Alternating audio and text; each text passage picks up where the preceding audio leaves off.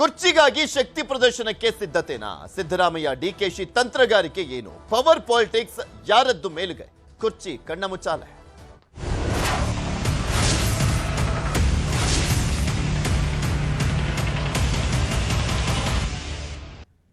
ಕಾಂಗ್ರೆಸ್ನಲ್ಲಿ ಕುರ್ಚಿಯ ಕಚ್ಚಾಟ ಮುಂದುವರೆತಾನೆ ಇದೆ.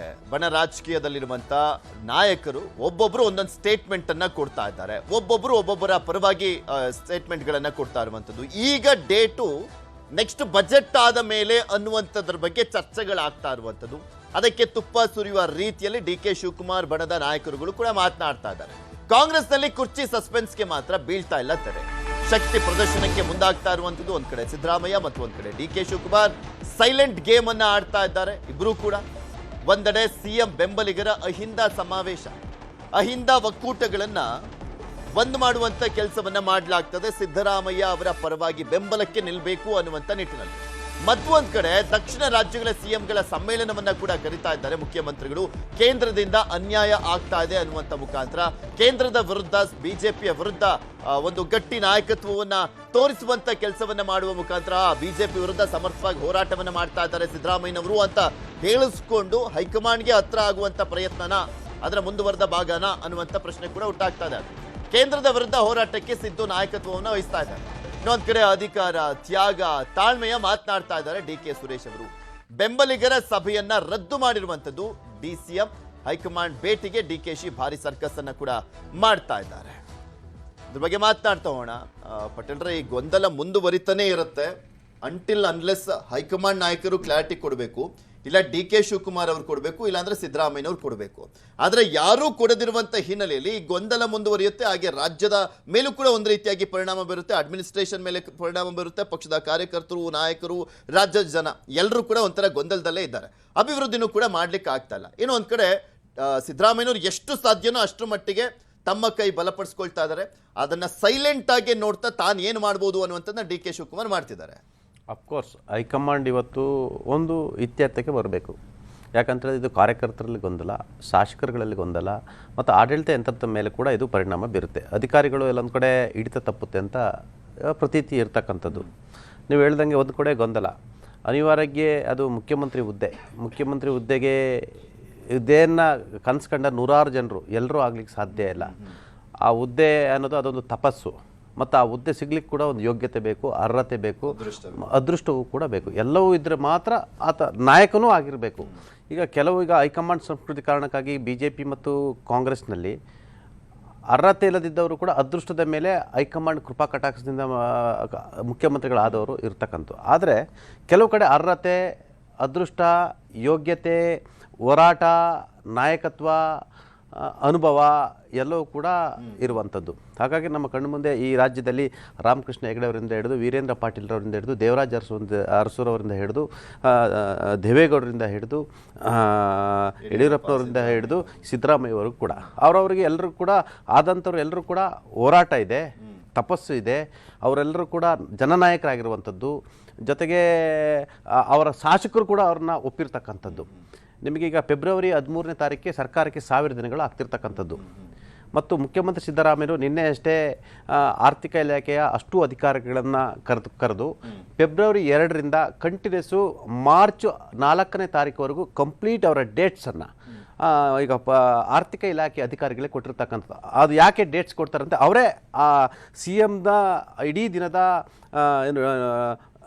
ಅವರ ಟೂರ್ ಪ್ರೋಗ್ರಾಮ್ ಅಂತಲ್ಲ ಅದನ್ನು ಅವರೇ ಡಿಸೈಡ್ ಮಾಡ್ತಾರೆ. ಅಂದರೆ ಎಷ್ಟೊತ್ತಿಗೆ ಏನೇನು ಯಾವ್ಯಾವತ್ತು ಮೀಟಿಂಗನ್ನು ಅವ್ರಿಗೆ ಕೊಟ್ಬಿಡ್ತಾರೆ, ಅವರು ಡಿಸೈಡ್ ಮಾಡ್ತಾರೆ. ಹಾಗಾಗಿ ಫೆಬ್ರವರಿ 2ರಿಂದ ಅಧಿಕೃತವಾಗಿ ಆಗುತ್ತೆ. ಅದಕ್ಕೂ ಮೊದಲು ಇಲಾಖಾವಾರುಗಳಿಗೆ ನೋಟನ್ನು ಕಳಿಸಿದ್ದಾರೆ, ನೀವು ಯಾವತ್ತು ಮೀಟಿಂಗ್ ಬರಬೇಕು, ನೀವು ಯಾವತ್ತು ಯಾವ ವಿಷಯದ ಮೇಲೆ ರೆಡಿ ಆಗಿರಬೇಕು. ಹಾಗಾಗಿ ನಿನ್ನೆ ಮುಖ್ಯಮಂತ್ರಿಗಳು ಆರ್ಥಿಕ ಇಲಾಖೆ ಅಧಿಕಾರಿಗಳೊಂದಿಗೆ ಚರ್ಚೆಯನ್ನು ನಡೆಸಿ ಅವರಿಗೆ ಬಜೆಟ್ಗೆ ತಯಾರಿ ಮಾಡ್ಕೊಳ್ಳಿ ಅಂತ ಹೇಳಿರ್ತಕ್ಕಂಥದ್ದು. ಆಮೇಲೆ ಈ ಬಜೆಟ್ ತುಂಬಾ ಇಂಪಾರ್ಟೆಂಟ್ ಅಲ್ಲ, ನೆಕ್ಸ್ಟ್ ಮಂಡಿಸ್ತಾರೋ ಇಲ್ವೋ ಅನ್ನೋದು ಗ್ಯಾರಂಟಿ ಇರಲ್ಲ. ಮತ್ತೆ ಈ ಬಜೆಟ್ ಯಾಕೆ ಇಂಪಾರ್ಟೆಂಟ್ ಅಂತ ಹೇಳಿದ್ರೆ, ಸ್ಥಳೀಯ ಸಂಸ್ಥೆ ಚುನಾವಣೆ ಇರ್ತಕ್ಕಂಥದ್ದು. ಒಂದು ಕಡೆ ಗ್ರೇಟರ್ ಬೆಂಗಳೂರು ಅಥಾರಿಟಿ, ಬೆಂಗಳೂರು ಆಡಳಿತ ವೈಖರಿ ಬಗ್ಗೆ ದೇಶಾದ್ಯಂತ ಅಂತಾರಾಷ್ಟ್ರೀಯ ಮಟ್ಟದಲ್ಲಿ ಸದ್ದಾಯಿತು. ಅದು ಗುಂಡಿಯಿಂದ ಹಿಡಿದು ಬೇರೆ ಬೇರೆ ಕಾರಣಕ್ಕಾಗಿ ಸದ್ದಾಯಿತು.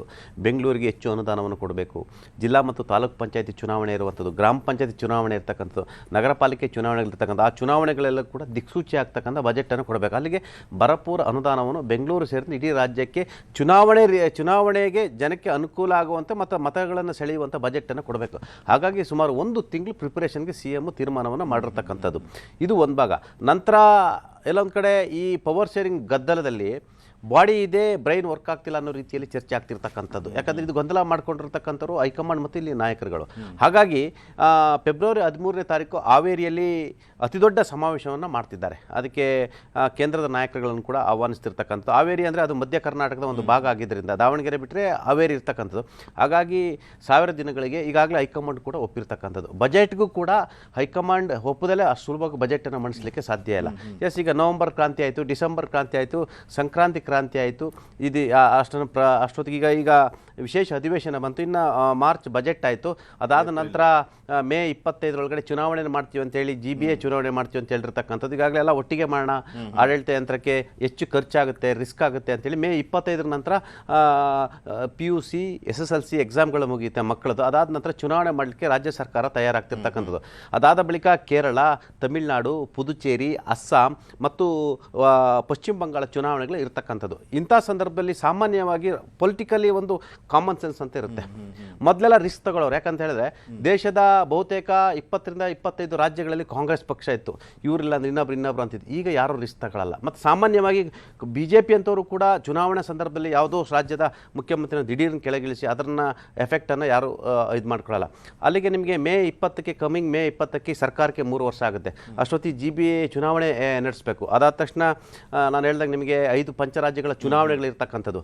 ಇಂಥ ಸಂದರ್ಭದಲ್ಲಿ ಒಬ್ಬ OBC ಮುಖ್ಯಮಂತ್ರಿಯನ್ನ ಕೆಳಗಿಳಿಸಿ ಅಂಥ ರಿಸ್ಕನ್ನು ಯಾವ ಹೈಕಮಾಂಡ್ ಕೂಡ ತೆಗೆದುಕೊಳ್ಳಲ್ಲ. ಮೊದಲು ತೆಗೆದುಕೊಳ್ತಿತ್ತು ಕಾಂಗ್ರೆಸ್. ನೀವು ಹೇಳಿದಾಗೆ ಅವ್ರು ಯಾವ ರೀತಿ ಇದ್ರು ಅಂತ ಹೇಳಿದ್ರೆ ರಾಜ್ಯಗಳ ಆಡಳಿತವನ್ನು, ಮುನ್ಸಿಪಾಲಿಟಿ ಆಡಳಿತ ನೋಡ್ತಿದ್ರು, ಮುಖ್ಯಮಂತ್ರಿಗಳು ರಾತ್ರಿ ಕೆಳಗಿಳಿಸಿದ್ರು. ನಮ್ಮ ಕಣ್ಣು ಮುಂದೆ ಹಲವಾರು ಉದಾಹರಣೆಗಳಿರ್ತಕ್ಕಂಥದ್ದು.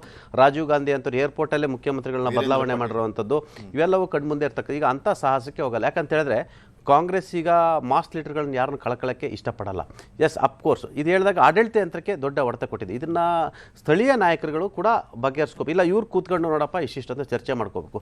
ಇಲ್ಲ ಹೈಕಮಾಂಡ್ ಇಬ್ಬರನ್ನು ಕೂರಿಸಿ ಒಂದು ಸೆಟಲ್ಮೆಂಟ್ ಮಾಡಬೇಕು. ಪಟೇಲ್ರೆ, ನಮ್ಮ ರಾಜ್ಯನೇ ಅಲ್ವಾ ಇವ್ರಿಗೆ ಅಲ್ಟಿಮೇಟ್ ಆಗಿ ಸಂಪದ್ಭರಿತವಾಗಿ ಇರುವಂತ ಹುಲ್ಲುಗಾವಲು ಅಂತ ಇರುವಂತದ್ದು. ಅಂಥದ್ರಲ್ಲಿ ಕೂತ್ಕೊಂಡು ಬಗೆಹರಿಸುವಷ್ಟು ಟೈಮ್ ಇಲ್ಲ ಅಂದ್ರೆ ಏನರ್ಥ? ನಾವು ನೆನ್ನೆನೂ ಕೂಡ ಮಾತನಾಡ್ತಾ ಇದ್ವಿ. ಅಲ್ಲಿ ಯಾವುದೋ ಒಂದು ತಮಿಳ್ನಾಡಲ್ಲಿರುವಂಥ ಶಾಲೆಗೆ ಹೋಗ್ಬಿಟ್ಟು 2 ಅವರ್ 3 ಅವರ್ ಸ್ಪೆಂಡ್ ಮಾಡ್ತಾರೆ.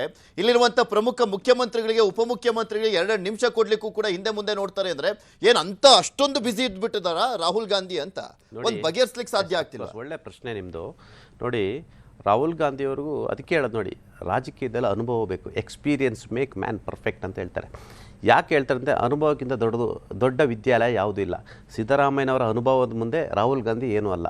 DK ಶಿವಕುಮಾರ್ ಅವರ ಪಕ್ಷದ ಹೋರಾಟದ ಮುಂದೆ ರಾಹುಲ್ ಗಾಂಧಿ ಅವರು ಏನೂ ಅಲ್ಲ. ಅವರಿಗೆ ಒಂದು ಹಿನ್ನೆಲೆ ಗಾಂಧಿ ಕುಟುಂಬದಿಂದ ಬಂದಂಥವ್ರು. ಅವ್ರಿಗೆ ಹುಟ್ಟುತ್ತಾನೆ ಅವರು ಚಿನ್ನ ಸ್ಪೂನಲ್ಲಿ ಊಟ ಮಾಡ್ಕೊಂಡು ಬಂದಂಥವ್ರು. ಅವರು ಹಿಂದೆ ಒಂದು ಗಾಂಧಿ ಅಂತ ಫ್ಯಾಮಿಲಿ ಇದೆ, ಹಿಂದೆ ಅಧಿಕಾರ ಇದೆ. ಆ ಅಧಿಕಾರದ ಆಧಾರದ ಮೇಲೆ ಅವರು ಇವತ್ತು ಲೋಕಸಭೆ ಪ್ರತಿಪಕ್ಷ ನಾಯಕ ಆಗಿದ್ದಾರೆ, ಪಾರ್ಟಿ ಪ್ರೆಸಿಡೆಂಟ್ ಆಗಿದ್ದಾರೆ, ಇಡೀ ಪಾರ್ಟಿ ಕಂಟ್ರೋಲ್ ಇರ್ತಕ್ಕಂಥದ್ದು. ಇವ್ರದ್ದು DK ಶಿವಕುಮಾರ್ ಮತ್ತು ಸಿದ್ದರಾಮಯ್ಯ ಅವ್ರದ್ದೇ ಹೋರಾಟಗಳಿರ್ತಕ್ಕಂಥದ್ದು. ಸುಮಾರು 45 ವರ್ಷಗಳ ಕಾಲ ರಾಜಕೀಯ ಇತಿಹಾಸ ಸಿದ್ದರಾಮಯ್ಯವರಿಗಿದೆ. ಅಷ್ಟು ಸುಲಭ ಅಲ್ಲ. ಒಬ್ಬ ಸಾಮಾನ್ಯ ಒಬ್ಬ ಕುಟುಂಬದಿಂದ ಬಂದಂಥವ್ರು, ಅವ್ರು ಇಡೀ ಕುಟುಂಬದವರೆಲ್ಲ ಅವಿದ್ಯಾವಂತರು. ಅಂಥ ಕುಟುಂಬದಿಂದ ಬಂದಂಥವರು ಇವತ್ತಿನ ಜಾತಿ ವ್ಯವಸ್ಥೆ, ಇವತ್ತು ಜಾತಿ ವ್ಯವಸ್ಥೆ ಇದ್ರೂ ಈಗ ವಿದ್ಯೆಗೂ ಬೆಲೆ ಇರ್ತಕ್ಕಂಥ ಅವತ್ತಿನ ಜಾತಿ ವ್ಯವಸ್ಥೆ ನಡುವೆ ಕೂಡ ಆತ ಡೈರೆಕ್ಟ್ 5ನೇ ಕ್ಲಾಸಿಂದಲೇ 1ನೇ ಕ್ಲಾಸಿಗೆ ಸೇರಿಕೊಂಡು 5ನೇ ಕ್ಲಾಸಿಗೆ 5ನೇ ಕ್ಲಾಸ್ ಸೇರಿಕೊಂಡು BSc LLB ಮಾಡಿ ಮತ್ತು ಆಮೇಲೆ ಮೈಸೂರು ಅಂತ ಸಾಂಸ್ಕೃತಿಕ ಇದರಲ್ಲಿ MLA ಆಗಿ, ಉಪಮುಖ್ಯಮಂತ್ರಿ ಆಗಿ, ಮುಖ್ಯಮಂತ್ರಿ ಆಗಿ 16 ಬಾರಿ 2 ಸರಿ ಮುಖ್ಯಮಂತ್ರಿ ಆಗಿ. ಅಷ್ಟು ಸುಲಭದ ಮಾತಲ್ಲ. ಅದಕ್ಕೂ ಶ್ರಮ ಇದೆ, ಹೋರಾಟ ಇದೆ. ಅದಕ್ಕಾಗಿ ಅವ್ರದ್ದೇ ಆದ ಒಂದು ಇದಿದೆ. ಜನ ಸುಲಭವಾಗಿ ಯಾರನ್ನ ಲೀಡರ್ ಅಂತ ಒಪ್ಕೊಳ್ಳಲ್ಲ. ಆ ಕ್ವಾಲಿಟಿ ಇದ್ರೆ ಮಾತ್ರ ಸಿದ್ದರಾಮಯ್ಯವರು ಒಪ್ಕೊಂಡಿದ್ದಾರೆ.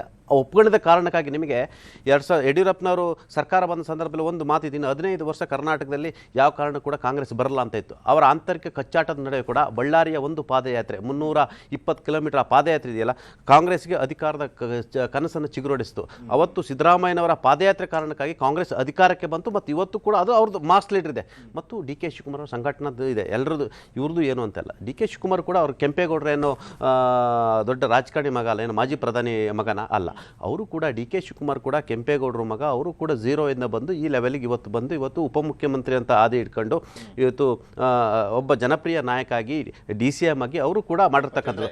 ರಾಹುಲ್ ಗಾಂಧಿ ನೀವು ಹೇಳಿದ್ದಾರೆ, ರಾಹುಲ್ ಗಾಂಧಿ ಅವರು ಅವರ ಯೋಗ್ಯತೆ, ಅವರ ಹೋರಾಟಗಳು, ಅವರ ಶ್ರಮ, ಅನುಭವ, ಪಕ್ಷದಲ್ಲಿರ್ತಕ್ಕಂಥ ಅವರಿಗೆ ಸ್ಥಾನಮಾನ ಇಟ್ಕೊಂಡು ಅವ್ರನ್ನ ಕೂರಿಸ್ಕೊಂಡು ಗೌರವಯುತವಾಗಿ ನಡೆಸ್ಕೋಬೇಕಿತ್ತು.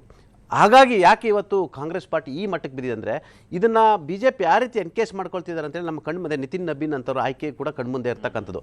ಗಾಂಧಿ ಫ್ಯಾಮಿಲಿಯವರು ಏನಂತ ಅನ್ಕೊಬಿಟ್ಟಿದ್ದಾರೆ, ಕಾರ್ಯಕರ್ತರು ನಾಯಕರು ಅಂತ ಹೇಳಿದ್ರೆ ನಾವು ಹೇಳ್ದಂಗೆ ಕೇಳ್ತಕ್ಕಂಥವ್ರು ನಮ್ಮ ಮನೆ ಕೆಲಸದವ್ರು ಅನ್ನೋ ರೀತಿ ಡಿಸೈಡ್ ಮಾಡಿದ್ದಾರೆ. ಆದರೆ ರಾಹುಲ್ ಗಾಂಧಿ ಅಂತವರು ಸಿದ್ದರಾಮಯ್ಯ ಮತ್ತು ಡಿ ಕೆ ಶಿವಕುಮಾರ್ ಅವರ ಹೋರಾಟಗಳು, ನಾಯಕತ್ವ, ಹಿರಿತನ, ಅನುಭವಕ್ಕೆ ಬೆಲೆ ಕೊಟ್ಟು ಅವ್ರನ್ನ ಗೌರವಯುತವಾಗಿ ನಡೆಸ್ಕೊಂಡು ಮಾತಾಡಬೇಕು. ದಿನಕ್ಕೆ ಸಾಧ್ಯ ಇಲ್ಲ, ಇದಾದ್ಮೇಲೆ ಮಾತಾಡೋಣ. ಈಗ ಸದ್ಯಕ್ಕೆ ಚೇಂಜ್ ಮಾಡ್ಲಿಕ್ಕೆ ಆಗೋದಿಲ್ಲ, ಬಜೆಟ್ ಇದೆ, ಸ್ಥಳೀಯ ಸಂಸ್ಥೆಗಳ ಚುನಾವಣೆ ಇದೆ, ಸೊ ಒಗ್ಗಟ್ಟಿಂದ ಹೋಗಿ ಅಂತ ಹೇಳಿದ್ರೆ ಆಯ್ತಲ್ಲ. ಅದನ್ನು ಇಬ್ಬರನ್ನ ಕೂರಿಸ್ಕೊಂಡು ಮಾತಾಡ್ಲಿಕ್ಕೆ ಆಗ್ತಾ ಇಲ್ಲ.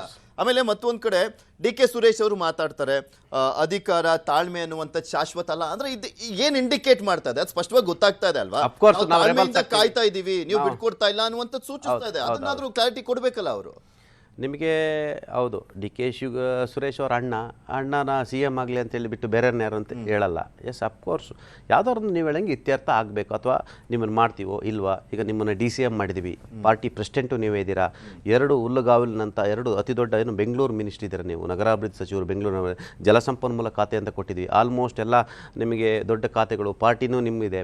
ನಿಮಗೆ ಮುಂದಕ್ಕೆ 2028ಗೆ ಅವಕಾಶ ಕೊಡ್ತೀವಿ, ಇಲ್ಲ ಇಬ್ಬರನ್ನು ಕೂರಿಸಿ ಕನ್ವಿನ್ಸ್ ಮಾಡಿ ಒಂದು ಟೀಮ್ ಮಾಡಿ ಏನೋ ಒಂದು ಮಾಡ್ತೀವಿ ಅಂತೇಳಿ ಆ ಕೆಲಸವನ್ನು ಹೈಕಮಾಂಡ್ ಮಾಡಬೇಕಿತ್ತು, ಮಾಡಿಲ್ಲ. ಇದರಿಂದ ಏನಕ್ಕೆ ತೊಂದರೆ ಆಗ್ತಿದೆ ಅಂದರೆ ಇಲ್ಲಿನ ಆಡಳಿತ ಯಂತ್ರಕ್ಕೆ ತೊಂದರೆ ಆಗ್ತಿರ್ತಕ್ಕಂಥದ್ದು, ಇಲ್ಲಿ ಇರ್ತಕ್ಕಂಥ ಕಾರ್ಯಕರ್ತರಿಗೆ ತೊಂದರೆ ಆಗ್ತಿರ್ತಕ್ಕಂಥ. ನೋಡಿ, ಹೈಕಮಾಂಡ್ ಗೊಂದಲದಿಂದ 2.5 ವರ್ಷ ಮೇಲಾಯಿತು ಸರ್ಕಾರ ಬಂದು. ಇವತ್ತು ಕೂಡ ಒಬ್ಬ ಕಾರ್ಯಕರ್ತರಿಗೆ ಕೂಡ ನಿಗಾ ಮಂಡಳಿಯಲ್ಲಿ ಸದಸ್ಯ ಸ್ಥಾನ ಆಗಲಿ, ನಿರ್ದೇಶಕ ಸ್ಥಾನ ಸಿಕ್ಕಲಿ. ಇದಕ್ಕೆ ಯಾರು ಹೊಣೆ? ಇಲ್ಲಿ ಸ್ಥಳೀಯ ನಾಯಕರಲ್ಲ, ಇವರು ಪಟ್ಟಿ ಕಳಿಸಿದ್ದಾರೆ, C M D C M ಪಟ್ಟಿ ಹೈಕಮಾಂಡ್ ಕಳಿಸಿದ್ದಾರೆ.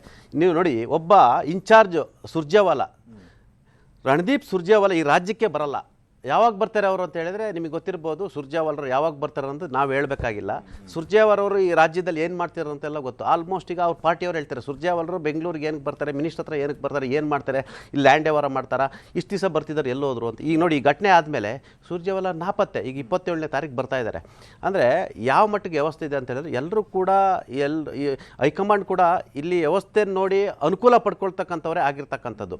ಈಗ ನರೇಗಾ ಹೋರಾಟಕ್ಕೆ ಸುರ್ಜೇವಾಲರು ಬರ್ತಿದ್ದಾರೆ. ಇಷ್ಟು ದಿವಸ ಎಲ್ಲೋಗಿದ್ರು, ಈ ಅಧಿಕಾರದ ಇದಕ್ಕೆ ಇದು ಮಾಡಿದ್ರು. ಒಂದು ದಿನಲ್ಲೂ ಯಾರು ಮಾತನಾಡಿದವರು? ಈಗ ಕೆಲವರು ಹೇಳ್ತಾರೆ, ಆಯಿತು ಪ್ರಿಯಾಂಕಾ ಗಾಂಧಿ, ರಾಹುಲ್ ಗಾಂಧಿ, ಸೋನಿಯಾ ಗಾಂಧಿ ಇವರ ನಡುವೆ ಒಪ್ಪಂದ ನಡೆದಿಲ್ಲ, ಅದು ಖರ್ಗೆ, ವೇಣುಗೋಪಾಲು, ಸುರ್ಜೇವಾಲಾ ಸಿ ಎಂ ನಡುವೆ ನಡೆದಿದ್ದು ಅಂತೇಳಿ ಒಂದು ಟೀಮ್ ಹೇಳ್ತಿರ್ತಕ್ಕಂಥದ್ದು. ಹಾಗಾದರೆ ಇದನ್ನಾದರೂ ಖರ್ಗೆ ಅವರು ಸ್ಪಷ್ಟಪಡಿಸ್ಬೇಕಲ್ಲ. ಇಲ್ಲ, ಖರ್ಗೆ ಅವ್ರಿಗೆ ಏನು ಕನಸು? ಎಸ್ ಎಂ ಕೃಷ್ಣ ಕಾಲದಲ್ಲಿ ಅವರು ಮುಖ್ಯಮಂತ್ರಿ ಆಗ್ತಕ್ಕಂಥ ಎಲ್ಲ ಅವಕಾಶಗಳಿತ್ತು. ಅವತ್ತಿನ ಗುಲಾಂ ನಬಿ ಆಜಾದ್ ಲಾಬಿ ಮತ್ತು ಎಸ್ ಎಂ ಕೃಷ್ಣ ಲಾಬಿ ಕಾರಣಕ್ಕಾಗಿ ಮುಖ್ಯಮಂತ್ರಿ ಆಗಲಿಲ್ಲ. ಮುಖ್ಯಮಂತ್ರಿ ಹುದ್ದೆ ಅವರಿಗೆ ಕನಸು ಕಮರಿ ಹೋಯಿತು. ಅದಾದ ನಂತರ ಕೇಂದ್ರದಲ್ಲಿ ಹೋದರು, ಸಕ್ಸಸ್ಫುಲ್ ಕಾರ್ಮಿಕ ಮಂತ್ರಿ ಆದರು, ರೈಲ್ವೆ ಮಂತ್ರಿ ಆದರು, ಲೋಕಸಭೆಯ ವಿರೋಧ ಪಕ್ಷ ನಾಯಕ ಆದರು, ರಾಜ್ಯಸಭೆಯ ವಿಪಕ್ಷ ನಾಯಕರು, ಸದ್ಯ ಕಾಂಗ್ರೆಸ್ ಅತಿ ದೊಡ್ಡ ಹುದ್ದೆ AICC ಅಧ್ಯಕ್ಷ ಆಗಿರ್ತಕ್ಕಂಥ. ಹಾಗಾಗಿ ಎಲ್ಲೊಂದು ಕಡೆ ಅವ್ರಿಗೆ ಅವ್ರದ್ದು ಲೆಕ್ಕಾಚಾರ ಅಂತ ಹೇಳಿದ್ರೆ ಡಿ ಕೆ ಶಿವಕುಮಾರ್ ಅವರು ಸಿ ಎಂ ಆದರೆ ಮಗನಾದರೂ ಡಿ ಸಿ ಎಂ ಮಾಡ್ಬೋದು. ನಾನಂತೂ ಸಿ ಎಂ ಆಗಲಿಲ್ಲ, ಮಗ ಡಿ ಸಿ ಎಂ ಆಗಲಿ, ಒಂದು ವೇಳೆ ಮುಂದಿನ ದಿನಗಳಲ್ಲಿ ದಲಿತ ಸಿ ಎಂ ಅಂತ ಬಂದರೆ ಪ್ರಿಯಾಂಕರ್ಗೆ ಹೆಸರನ್ನ ಮುನ್ನೆಲೆಗೆ ತರ್ಬೋದು ಅಂತ ಅವ್ರ ಲೆಕ್ಕಾಚಾರ. ತಪ್ಪಲ್ಲ, ಯಾಕಂದರೆ ಪ್ರಿಯಾಂಕರ್ಗೂ ಅರ್ಹತೆ ಇದೆ, ಪರಮೇಶ್ವರ್ಗೂ ಅರ್ಹತೆ ಇದೆ, ಎಲ್ರಿಗೂ ಅರ್ಹತೆ ಇರ್ತಕ್ಕಂಥದ್ದು. ಯಾಕೆ ಈ ರಾಜ್ಯದ ದಲಿತ ಸಿ ಎಂ ಆಗಬಾರ್ದು ಎಂಬ ಚರ್ಚೆ ಕೂಡ ಇರ್ತಕ್ಕಂಥದ್ದು. ಒಟ್ಟಾರೆ ಈ ಕುರ್ಚಿ ಕಣ್ಣ ಮುಚ್ಚಲೆಯಲ್ಲಿ ಆಡಳಿತ ಯಂತ್ರಕ್ಕೆ ಹೊರತೆ ಬೀಳ್ತಿರ್ತಕ್ಕಂಥದ್ದು. ಹೈಕಮಾಂಡ್ ಎಲ್ಲೊಂದು ಕಡೆ ಸುಮ್ಮನೆ ಇರ್ತಕ್ಕಂಥದ್ದು ಕೂಡ ಹೈಕಮಾಂಡ್ ಎಷ್ಟು ವೀಕ್ ಅನ್ನೋದನ್ನ ಇಲ್ಲಿ ತೋರಿಸ್ಕೊಡ್ತಿದೆ. ನೋಡೋಣ ಎಷ್ಟು ದಿನ ಇನ್ನೂ ಡ್ರ್ಯಾಗ್ ಮಾಡ್ತಾ ಹೋಗ್ತಾರೆ ಅಂತ. ಮುಂದಿನ ಸುದ್ದಿ